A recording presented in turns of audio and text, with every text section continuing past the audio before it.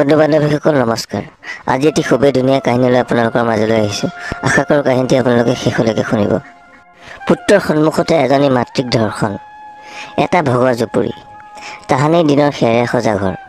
প্ৰবল ধুমুহাই যে কেতিয়াবা বিধ্বস্ত কৰিব সেইটো খাটাং। ঘৰৰ গৰাকী ৰুদ্ৰ, কিন্তু সি এতিয়া পাগল। সেই জুপুৰিটোতে সি বাস কৰে। 5 বছৰীয়া সন্তান এটি আছে তাৰ। নাজানে সি পুত্ৰ স্নেহ। তাৰ দূৰ সম্পৰ্কীয় মদনৰ ঘৰত থাকে ল'ৰাটো। সিহঁতৰ বিয়াৰ পাছতো কোনো সন্তান নাছিলে। সেয়েহে ৰুদ্ৰৰ ল'ৰাটোকে সিহঁতে তুলি লৈছে। নহ'লে ল'ৰাটোৰ ভৱিষ্যত অন্ধকাৰ আছিল। হয়তো পেটৰ বুকুতে তাৰ মৃত্যু হ'ল হয়।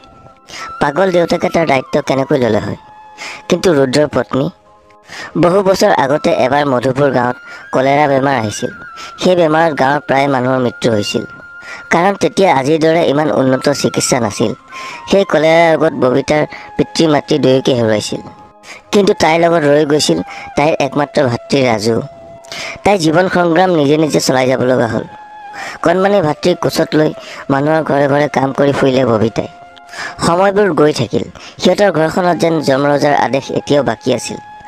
অইন দিনাৰ দৰে তাই সেইদিনা ভায়েকক লৈ চহৰৰ অভিজাত মানুহ ঘৰত কাম কৰিবলৈ গ'ল। তাই সামান্য কাম কৰা ছোৱালী। গতিকে তাইৰ কণমানি ভাতৃক জানো কোনোবাই মন কাণ দিব। সি দৌৰি ৰাস্তাৰ ফালে ওলাই আহিছিল। বা মৰিলোঁ। এটি বিকট চিঞৰ, মানুহৰ হোৱা দোৱা, কৰুণ এটি দৃশ্য। তেজেৰে লুতুৰ পুতুৰি হৈ পৰি আছে ৰাজু।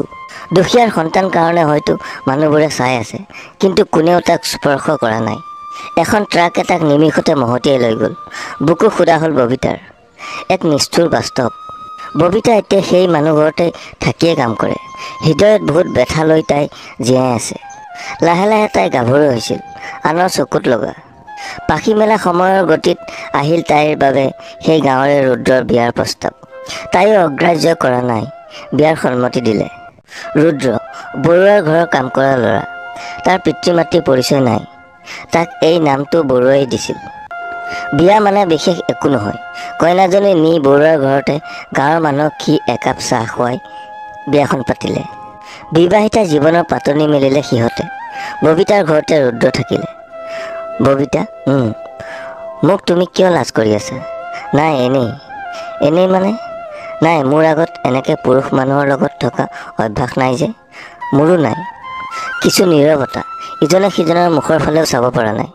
নীৰৱতা ভংগ কৰি আকৌ ৰুদ্ৰৰ প্ৰশ্ন, মোক কেনেকুৱা লাগিছে তোমাৰ? কি যে সোধে নহয়। লাজত ৰঙা পৰি গ'ল তাই। লাজ কৰিছা? চাওঁ মৰম অকণ দিয়া না। ধেৎ, লাজো নাই। তাই লাজত দৌৰি ওলাই গ'ল।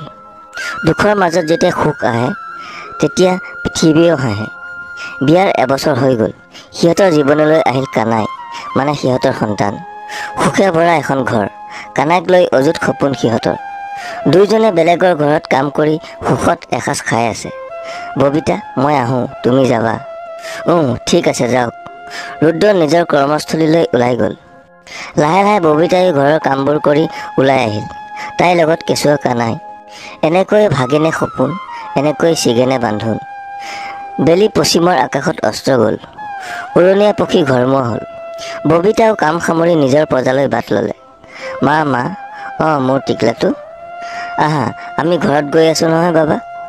সেই অবুজ ভগৱান তুল্য শিশুটোৰ লগত ববিতাৰ কথোপকথন। সিহঁতৰ গাঁৱৰ দীঘাৰু নৈৰ ওপৰত দলং নোহোৱা হেতুকে তাই সদায়ে সাঁকোৰে পাৰ হ'ব লাগে। পিছে সাঁকো আছে এখন হাবিয়াৰ লেখীয়া নিৰ্জন ঠাইৰ মাজত। তাই অইন দিনাৰ দৰে নিৰ্ভয়ে আহি থাকিল। কিন্তু তাতে ৰৈ আছিল যৌৱনৰ ভোগ গুচাবৰ বাবে দুটা পাখণ্ড। অজানিতে আক্ৰমণ কৰিলে তাইক। কোচৰ শিশু তলত পৰিল। হাই মানৱতা! তাইৰ যন্ত্ৰণাকাতৰ চিঞৰ, কিন্তু দুৰ্ভাগ্য কোনো নাই তাইক বচাবলৈ। সিমানতে অন্ত নপৰিল। যৌন কাৰ্য কৰি তাইক পাখণ্ডহঁতে হত্যা কৰিলে। অসহায় কানাই, মা আৰু মাজে মাজে ক্ৰন্দন। হাবিৰ মাজত এজনী মাতৃক পুত্ৰৰ সন্মুখতে ধৰ্ষণ। লজ্জাজনক। জ্বলি ছাই হ'ল ধৰ্ষিতা ববিতাৰ মৃতদেহ। প্ৰশাসনৰ ব্যৰ্থ তদন্ত চলিল। ৰুদ্ৰ পাগল হ'ল ববিতাৰ অনুপস্থিতিত। কানাই মাতৃহাৰা হ'ল। ন্যায় পাবনে এনেকুৱা ধৰ্ষিতাবোৰে? কি হ'ব কানাইহঁতৰ দৰে শিশুৰ ভৱিষ্যত? বন্ধু বান্ধৱীসকল, আজিৰ কাহিনীটো শুনি কেনে পালে কমেণ্ট কৰি নিশ্চয় জনাব। যদি ভাল পালে তেনেহ'লে ভিডিঅ'টো এটি লাইক কৰি দিবলৈ নাপাহৰিব। আৰু চেনেলটো যদি প্ৰথম ভিজিট কৰিছে তেনেহ'লে চেনেলটো ছাবস্ক্ৰাইব কৰি বেল আইকনটো প্ৰেছ কৰি থ'ব নিতৌ এনেধৰণৰ কাহিনী পাই থাকিবলৈ। আজিলৈ আহোঁ, আকৌ লগ পোৱাৰ প্ৰতিশ্ৰুতিৰে। ধন্যবাদ। জয় অসম।